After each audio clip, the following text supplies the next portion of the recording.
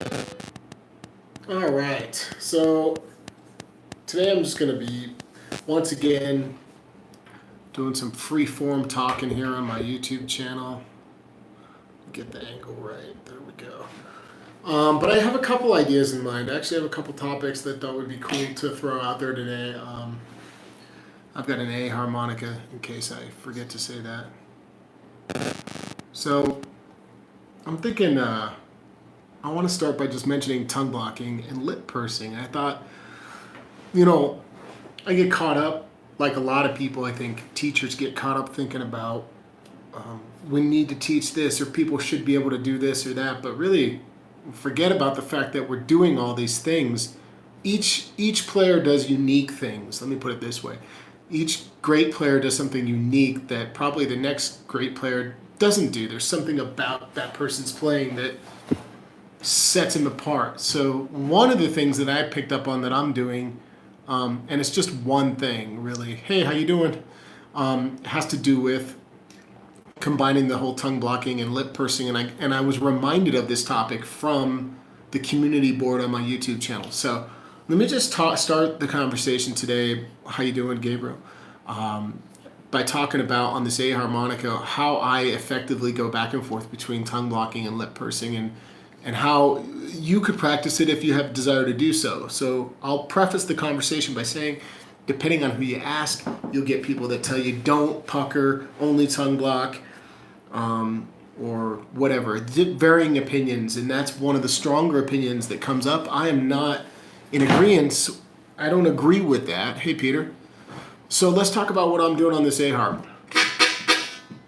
I'm puckering 99% of the time on my bent notes. On puckering on 99% of my bent notes and 100% of anything fast. Let me say that again. I'm puckering on 99%. Every once in a while I tongue block a bend, but almost all the time I'm puckering a bent note. And I'm also puckering anything fast. But I do throw in a quick tongue block every once in a while, but most of those notes moving fast are puckered. You could choose to do this any way you want. You could choose to practice it tongue blocked. Absolutely, you can gain speed with tongue block. So I'm just sharing my insight. Hey, Gary. So here's the way that I would recommend practicing. If you want to get into my hybrid approach, which I think has a lot of benefits, incorporating that pucker into the tongue block as well. Everything that I tongue block, and this is the way I want to start talking about it, is when am I tongue blocking? Because let's talk about when it matters the most. It's the areas, in my opinion, from holes 4 to around 7 where tongue blocking you get the most mileage, because those areas 4 through 7 tend to be thin.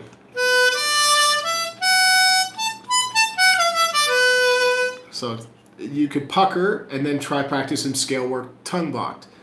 So if I'm puckering on the bottom of the harmonica on holes 1 through 3, when I make my way up, I have to choose, do I want to pucker or tongue block? And for me, it came naturally to just pucker and throw the tongue down for anything above 4. So this has become a transitional point in my playing. I give you this tip. If the aurora point you wanted to work on, where you were going to become this hybrid pucker and tongue block player, 3 draw would be the area, and up, moving puckered 3 draw, and slap the tongue down for 4 draw. You're practicing the embouchure change as you do that. And then from there, you can choose again to keep tongue blocking. But if I'm going to throw a bend in, I might go back and forth. I might pucker just that note. Back to tongue block. So I guess my tip to you guys, if you want to bring more hybrid playing where you're moving back and forth within a melodic line or a phrase, pick your points where you want to strategize how you want to go in and out, where you're going to pucker, where you're going to tongue block. For me, again, if I'm moving real fast, I tend to pucker. But if I'm not moving fast, I want to use as much tongue blocking between 4 through 7 as possible. So if you're not a tongue blocker, the step one is just getting used to playing a single note out of the side of your mouth. Cover the notes you don't want. 1 through 3. Play 4 draw out of the side of your mouth. Tongue is right on 1 through 1, 2, 3 hole. Draw 4 draw. Try puckering 3 going down. 4 blow tongue block. 3 draw half step puckered. Maybe 2 draw puckered. One of the limitations people are running into is that if they're tongue blocking always out of the right side, like I do, what do you do when you get down to the bottom? You could do that. See how sloppy that sounds? Because I don't use this. You could tongue switch. I mean, mine's horrible, but I'm just showing you an example. Bring the tongue the other way, and you can absolutely work on tongue blocking on the left side. Those are the things that come to mind. And I think it's a really important approach to think about, because here's the advantage. I'll leave you with this thought on this topic. The advantage to incorporating some of this in your playing is that you have tonal and textural differences that you can immediately bring into one line that would not exist if you were just a tongue blocker or just a pucker player. And that's where it matters. So you're thinking about great players, not to pick on anybody. I mean, great players out there that are all tongue blockers. When I hear it, I hear a similar tonal attack all the time. So maybe it's a little picky on my part, but instead of just, let's see, I'm going to try to do all tongue block.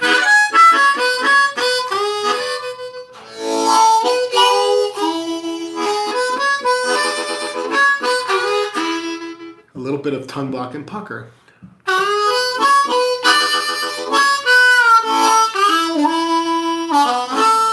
So I like the ability to go back and forth. Hello, how are you? So I think it's a practice point. You got to choose as you're learning. If you're in the early stages of playing harmonica, you've probably decided, oh, I'm practicing as a tongue blocker or a pucker player. Maybe it hasn't occurred to you to start switching that up and bringing in a hybrid approach.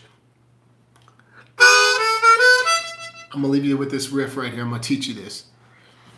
Yeah, it can feel clunky when it gets fast, but there are guys that have gotten it up to speed. You know, if you were dedicated, the ultimate tongue blocker would argue, hey, you could be tongue blocking everything at really high rate of speed.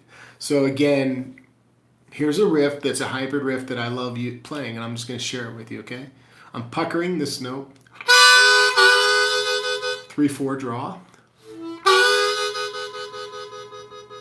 If you got a question, just let me know. Be a little more specific than what, because I don't know what it refers to. Yeah, I don't tongue block blow bends, but you can definitely do that. There it is. I never do that, but there it is. I don't. I've never really tried this. What is specific enough? Ooh, what was I saying earlier? I won't forget the riff, you guys. I'll give you this riff. Let me give you the riff, because I'm not sure what you're asking yet, but if you want to be very specific and detailed with your question, that'll help me. So here it is. Try playing 3/4 draw. I make this face. A little bit of a bend on the 3. Pucker, 4 blow. 4 bend. 4 draw. So we basically have the 3/4 draw, 4 blow, 4 bend, 4 draw. And then if you can play octaves, bring in like a 2/5 draw. 3/6 blow. Why not guitar or drums or piano? You mean for me? I don't know. I don't know the answer to that. If you're asking why I don't play those instruments, I have no idea. Guitar I tried to play and it didn't sit with me too well. I still play guitar for singing, but not as a professional, okay? Just for practice, just for fun. Here's the riff slowly.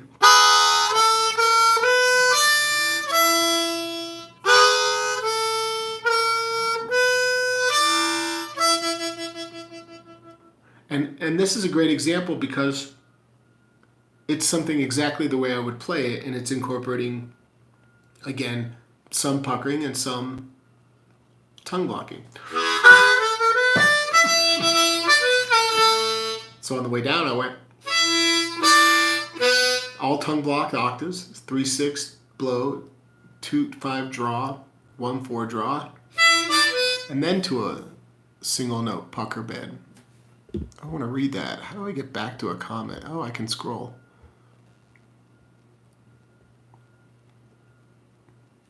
Yeah. Yeah, definitely keep at it.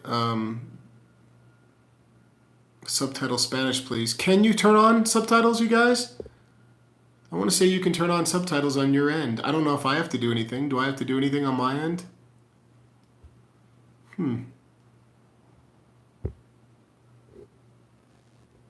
Okay. How do I make that go away? Good God. Sorry, you guys. I shouldn't have been. There we go. Okay, so here we go. So I went tongue block and then pucker the 4 bend. Harp doesn't need any That's right.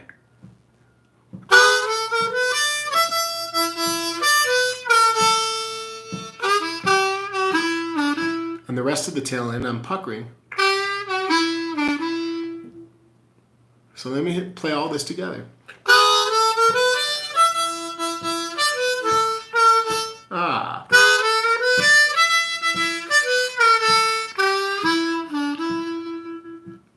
Yeah, it's a crossover.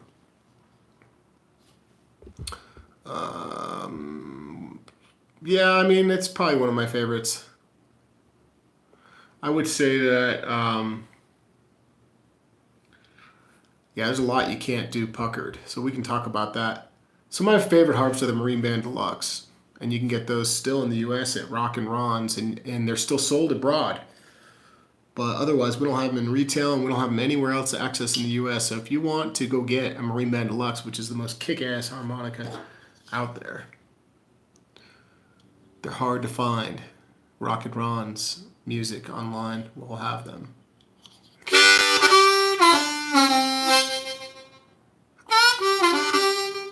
So sounds that you can only make with tongue blocking. Slaps. 5 draw. You can't get that puckering because there's a chord and single note interaction. Open mouth, tongue goes on, and we get the 5 draw. And a lot of sounds, like was just mentioned, side to side. Taking your tongue and just going side to side. You can't get that kind of sound. You can't get that with a head warble. Harmonically Ronnie. Look at you, man. That's cool. I'm assuming your name is Ronnie. That's cool. Harmonically Ronnie. I like that. I'm going to have to steal that for something. What else can you do? Octaves. You cannot do the sound of an octave without getting your tongue moved. Notice that tongue blocking embouchures change. So if you're new to tongue blocking and you haven't thought about this,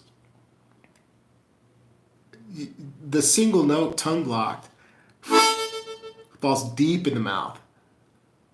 I tongue block with everything, my tongue to the left. This is my left. I know it might be reversed or whatever, but my tongue goes into the hand. This is my left hand, just to be clear, in case it's mirror image for some reason. I forget if YouTube does that.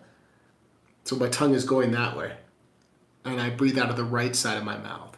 This is the right side.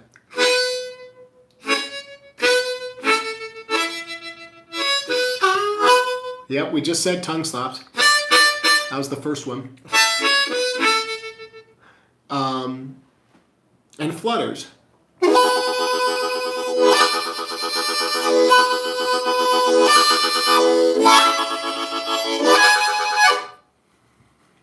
And that's it. What's up, Connor? Look at this guy. When you say that, people, you got to remember Connor's from New York. So you got to say it like with some attitude. I like to. Look at this guy, huh? Look at this guy. I can't imitate you, Connor. Maybe one of these days you'll join me live.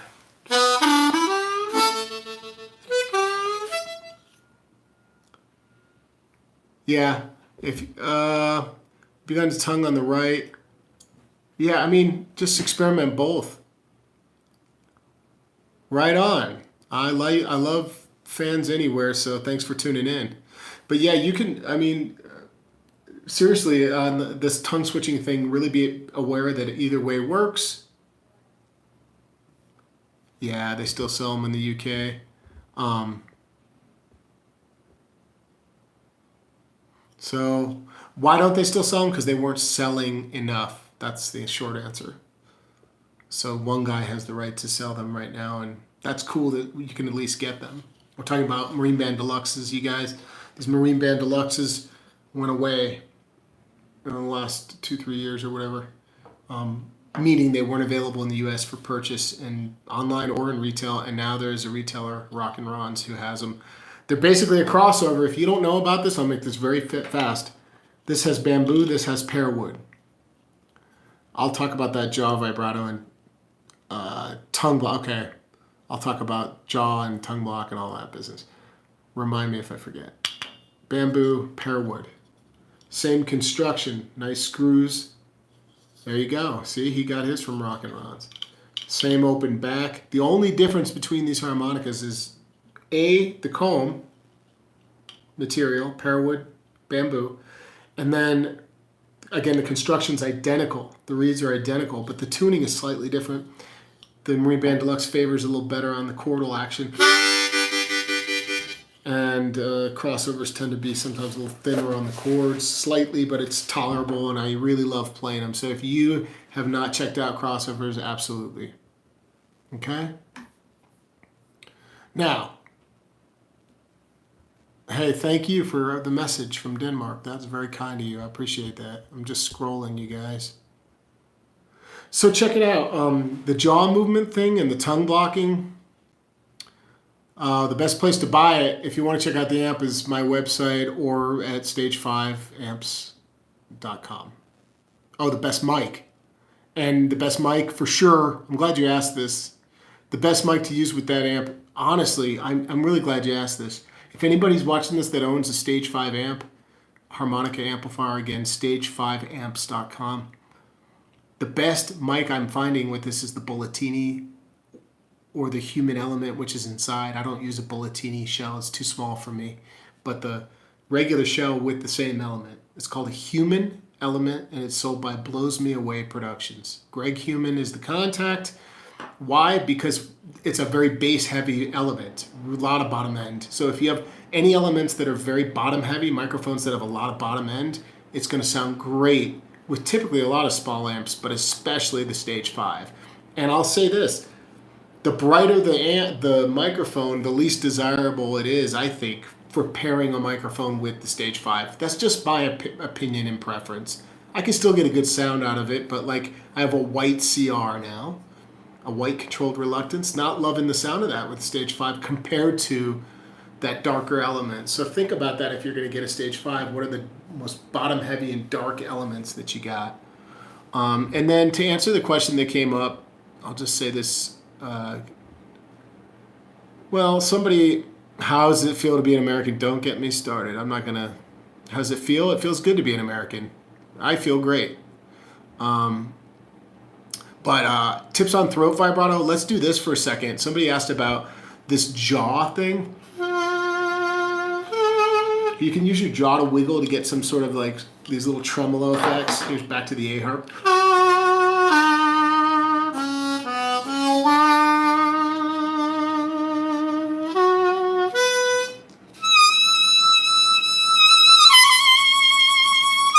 You can start, I don't do that tongue block, but you can, and it works just fine.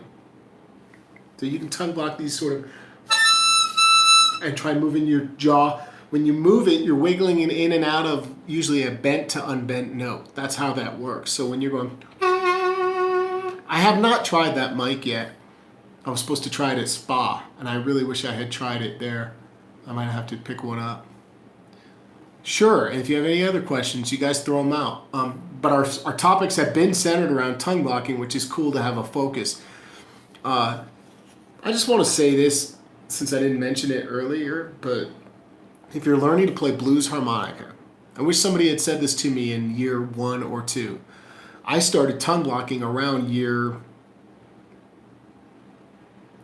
3 or 4-ish. And it felt very strange to incorporate it. It didn't feel natural. I thought, I don't know if I'm going to use this. I'm so glad I stuck with it a little bit each and just tried using it. If you're going to play blues harmonica, this is what I was going to say. You cannot call yourself, in my opinion, this is just an opinion, a real blues harmonica, that you're playing blues harmonica if you don't at least use some tongue blocking. So I'm not the guy that's going to tell you, if you're not tongue blocking everything, you're not playing blues. But the sound of blues harmonica, these sounds are so entrenched in certain tongue block techniques that it's hard to say that you're playing blues harmonica without having some of those sounds. Because if I didn't tongue block, it would just be a disconnect. I don't. Yeah, I don't use tongue switching. And just to be clear, those listening that don't know what that is, tongue switching is when you can go from breathing out of the right side and the left side. Sonny Boy 2 tips. I might be able to do that. I don't know. Everyone's different. For me, it took a year or two to sort of integrate small ideas. So my advice for those wanting to get into it is learn how to get one single note, even if it's not a slap where you're coming on and off, just and play a melody or a scale with not coming off. Just leave your tongue on and slide. Then practice slapping.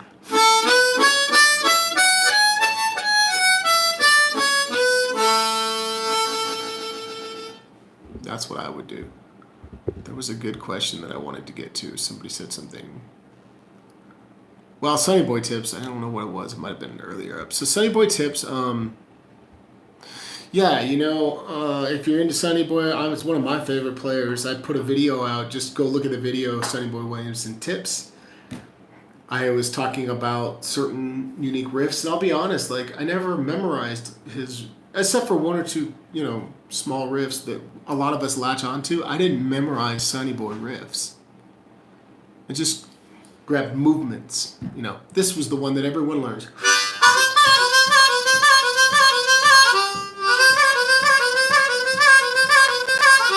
You're welcome. So that's 3 draw, 4 blow, 4 draw into a little bit of a bend. So that was the beginning kind of riff, introducing me to this Sonny Boy, bring the 4 draw down. I say dow into the bend, you're grabbing that bend. But it starts on a draw note and goes down. But what makes me think of Sonny Boy the most is his ability to grab these little miniature, these little sounds, these like 2 blow, 2 draw into 3 draw half step. And then you're saying ow into the draw bend on 2.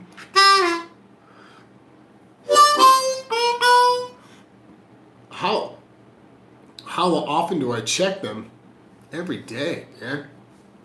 I respond to every one of them. So if you sent me a message and I didn't respond to it, let me know. I take emails every day and answer questions. And the reason I do that, especially if I can do it quickly and concisely, is because, I want to help people, first of all and foremost. But secondly, I think it's smart as a business person to be and as a teacher to give away information like this and answering emails, because that could be your next potential customer that wants to buy a download or learn a lesson. And it's just good to help. If I can do it quick and easy, I'm happy to do it. So if you ever have questions, please email me. If I missed it or something, email me again. I usually respond to those quickly. If you want to learn Sonny Boy, get used to playing chords. Say yeah, yeah on the 1, 2, 3. This is a C harp.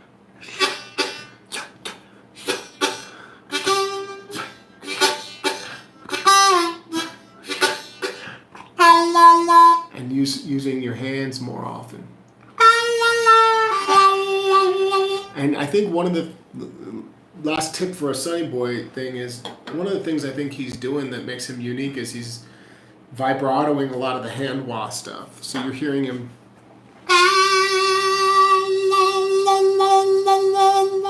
Not always, but sometimes. It's a real spooky way to get that. Good night, Peter. But he did a lot of where he just used his hands, did these quick little, and in those types of situations, your air is just moving. You're breathing out the whole time. If you haven't thought about your hand wahs and connect relationship to your breathing, I'm about to hip you to some cool shit. So like when you're breathing in, and this is the most common area to do a hand wah is on a draw note typically. I mean, we do them on the blows as well. But on a draw note, try the art of practicing a steady breath in. Just the whole time, one steady breath, and let the hands do all the work. I think a lot of people are disconnected and they're breathing one breath in. Are you serious, Lou? Through harmonica 1, 2, 3, through like the contact page? This is important to me. So please, anybody that is watching this that has sent me an email, please email me directly and you haven't gotten a response. Email me directly at ronnieshellist@gmail.com instead of through the website with your question. Because I answer all my emails, and I really want to hear from you. So please send it again or something. Yeah, that concerns me a little bit. I think most people are going in. They're breathing in with their hand movements. Just one steady breath. They're both great. I listened, my favorite Sonny Boy too, but it's only because it just speaks to me, the song choices, like what he was singing and his playing as well. But when I listen to Sonny Boy 1, I probably would be a fool to say that Sonny Boy 2 was not influenced, and vice versa too, but they were influencing each other. And you can hear pieces of what Sonny Boy 1 was so good at, that percussive playing. He did a lot of tongue action, a lot of tongue blocking. It was like all tongue block, most of it, right? And so I think I love both those guys, but Sonny Boy 2, man, when he plays, it just speaks to me. That's the guy for me. So again, if you've written to me, please, and you didn't hear back, let me know. Especially you, Lou, advanced player. I'm just looking to take my playing. Yeah. Well, look, hey, if you're a more advanced player, the best way to get better is A, surround yourself by people that are better than you. That's tip number 1. And you really got to do that. You got to seek out. You're welcome, and thanks for tuning in from Sweden. You really have to seek out people and surround yourself with people that are better than you. That's first step, so that's A. B, you might want to evaluate your playing. How does one evaluate? I'm constantly evaluating other people, and therefore I've learned how to evaluate myself. It's really simple. Start to notice and pay attention how much time you spend doing the things you love.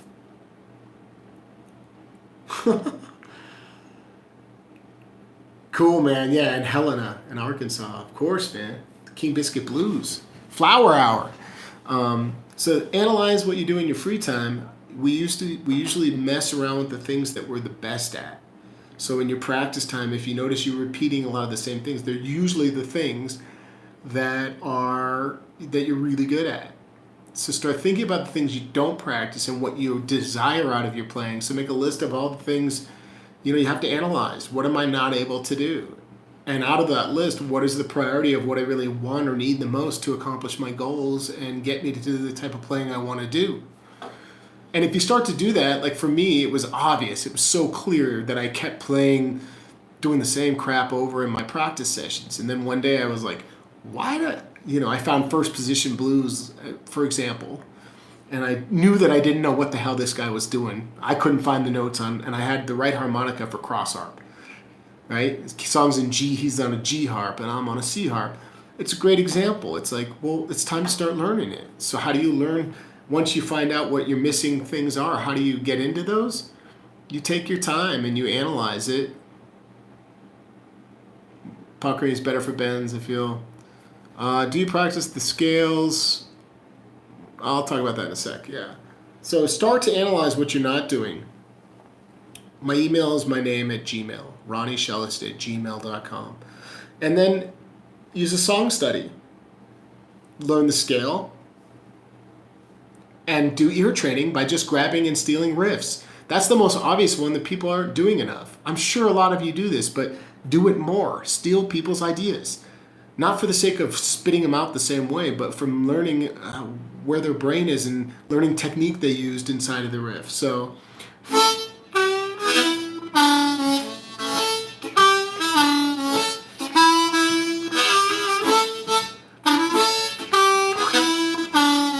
A harp in first position. And get into the topics that you've been avoiding. Blow bending, vibratos. Again, any position work you can think of. And the question that was asked, I don't do a ton of scale work, but I do think it's extremely important. Yeah, the rhythm you can get from tongue blocking is something you just can't get from puckering. You're absolutely right. Exception of the chords. You can get chords kind of in a pucker fashion, right? And you can get very percussive. But as a single note, you're right. Then pucker is better for bends that you feel. That's only because that's where you spent your time, you know? People that spend their time working on a tongue block, it gets the other way around. And do I practice scales? I sure do. What kind? Blues, minor, major. I practice the positions that I work on, you know, like first, second, and third. I don't really practice them. I just fine tune and work ideas, melodies, and scales that come from them at this point. But if you're still new to the scale, you should be running up and down. And as a reminder to practice the scale, like third position, let's say on 4 draw, going to 8 draw, you tap your foot and you hit a note every time on each beat.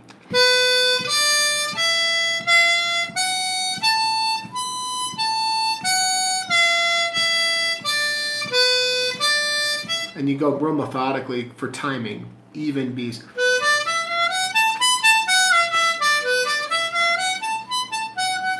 And then you'd start chopping it. Halfway up, halfway down.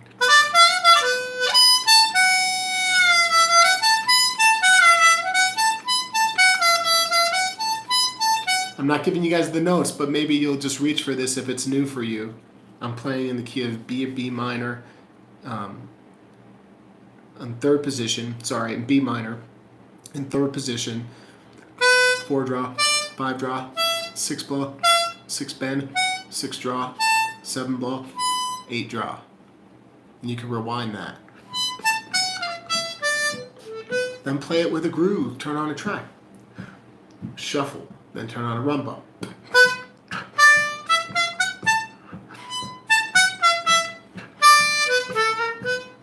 That's more, rumba versus funk.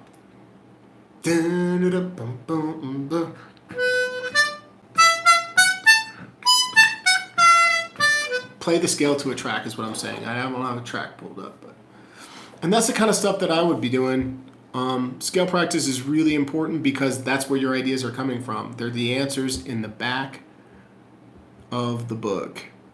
Workshop in Scandinavia, huh? Well, why not? Denmark, Sweden, Norway, and Europe. Excuse me. The only place that I have abroad I've been invited to go teach is I'm losing my brain right now. In Scotland. So, out of all the places I might travel to, that has been something that's been offered to me. I didn't make that year. I think David Barrett went out in place of me because I couldn't do it. So, if I make it there, then, I'm in an easier spot to get around and move around to get to other countries. So, yeah, that would be amazing.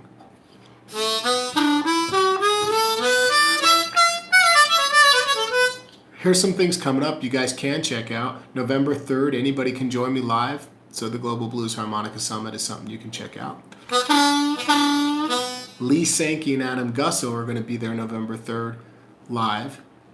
Blowyourharp.com for all the information on that. And for anybody in the U.S., please come out and see me. I'm going to be hanging out September 21st in Newburyport, Massachusetts, which is near Boston, maybe an hour north. And harmonica123.com, on the homepage, you can find a link to that Massachusetts right at the top, that Boston or Newburyport workshop retreat with Annie Raines. Paul Rochelle is going to be teaching guitar. So if you're a guitar player, you can sign up for that. Hello, Brazil. Paulo. And yeah, then on October, I'm headed over, or I should say at the end of September, anybody in and around Salt Lake City, you can come see me playing with Mitch Kashmar. And that's going to be happening 28th, 29th, and 30th. Check ronnieshellis.com for show details. I'll update that, but it's around Ogden and Provo, Utah, in and around Salt Lake. Some festival stuff. That's going to be a hoot. And then finally, I'll just quickly mention that in October, if you're in and around Michigan, I'm going to be, or even if you're not, come fly in. Todd Parrott and I and Peter Mad Cat Ruth are doing a workshop October 18th, 19th, and 20th in Petoskey, Michigan. So there it is. 3, 4, or 5 note grouping up and down. Yeah, it is. I do that all the time. You know, you have to determine, are you playing a basic scale or a full-blown scale? Once you have the notes of the scale that you're working, I target pieces of the scale all the time. And I do that because I know that for some people, there might be at least for certain people, let's say the challenge was the bent note. Well, maybe it's smart to focus on just a cluster of notes. Like you say, 5 notes. That's 5 notes. So you could just, on this scale,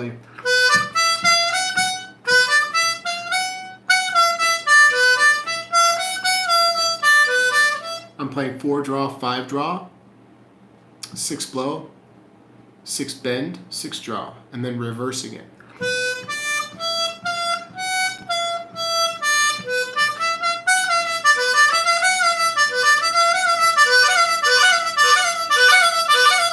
They become riffs, and they become cool little ideas. Those are the clusters that you're talking about. To me, are like those are the movements, the pivot points, and the movements, and the ideas, the riffs, individual riffs themselves that are coming out of the scale, are little sections of that scale.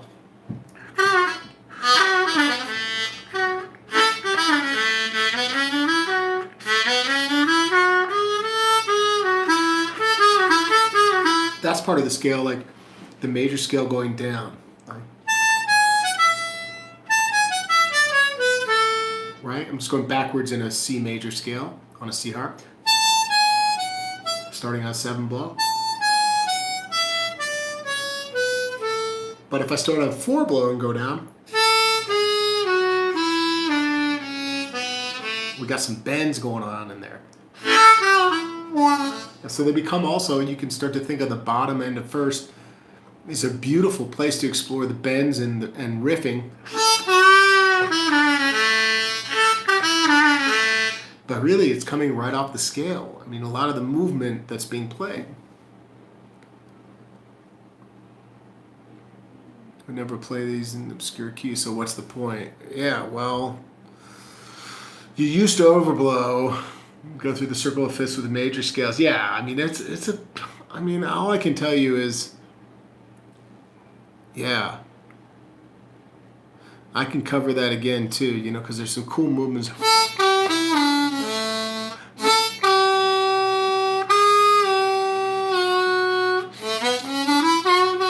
That's a full step.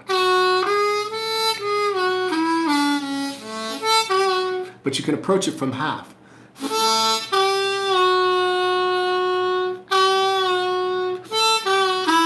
That's where that note wants to move in cross, third, and first.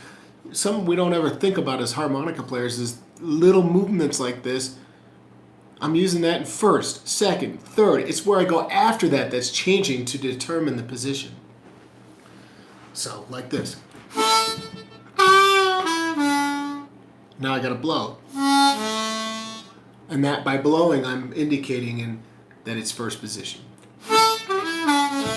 If I went, that's cross harp. I'm ending on 2 draw. And if I went,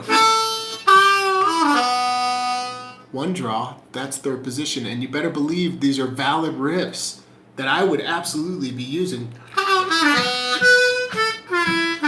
Third position. First position. Cross harp. Oh, I played that one blow. So what happens is you're stealing movements. These little, that's a great topic, whoever said, 3 to 5 note clusters. Those little movements are your way of not hyperanalyzing the scale. It's, you're in the scale, but I'm just thinking root notes. When I'm improvising, I'm not thinking at all, but I think in the early stages of developing my ability to improvise, it had to do with understanding that I could get away with a lot of the second position riffs in third position if I just shift the last note and go to a root note like 4 draw. So I play a cross harp riff, then I add a 1 draw, and it becomes like a 5-chord in cross harp, or maybe like a 1-chord riff in third position. And if you're lost in this conversation, don't worry, but figure out the beginning steps of understanding what position work means. It just means what key you want to play your harmonica. It's relative to the key of the harmonica. That's all position is. It's what key do you want to play this A harp in? That's what your position is. That's all you need to think about. First position, playing it in the key of A. Second position, I play it in the key of E, and so on.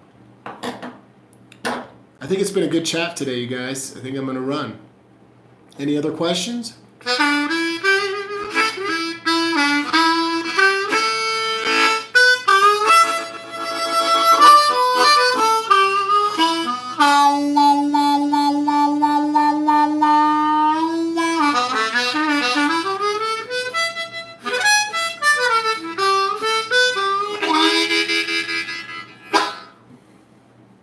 You're welcome, Gary. Thanks for everyone who tuned on today. Cool. Yeah, and maybe steal some of these ideas. Thanks for jumping on, Connor.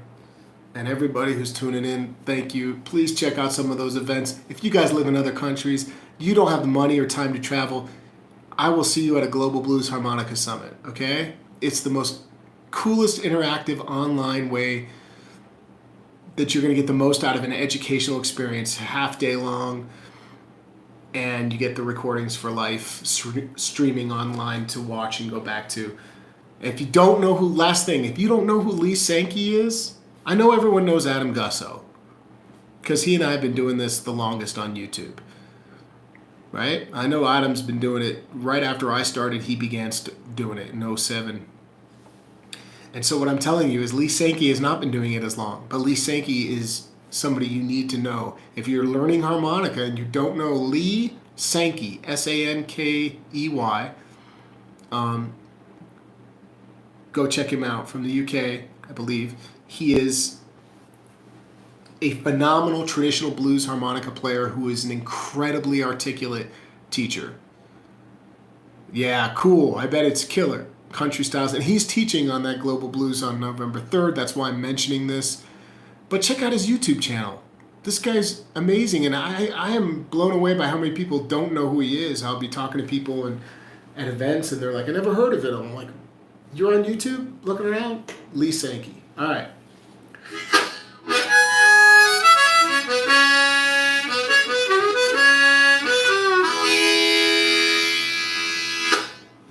You guys have a great day. I will see you there, Tony. And thank you all. If you're just tuning in and you're catching the end of this, you can always watch it again. So I'm going to sign off, and I'll do some more live stuff here coming up as frequently as I can. Thanks for hanging out with me today. I sure do appreciate y'all. I don't know how to end this thing. We could be here all day. I guess you hit the X. Oh, cool. What did that say? The harp is great. Oh, from Tom. That's right. Glad you're liking that harmonica. And thanks to everybody who's joining here today. I will see you soon. Did I miss anything that I would love to tell you?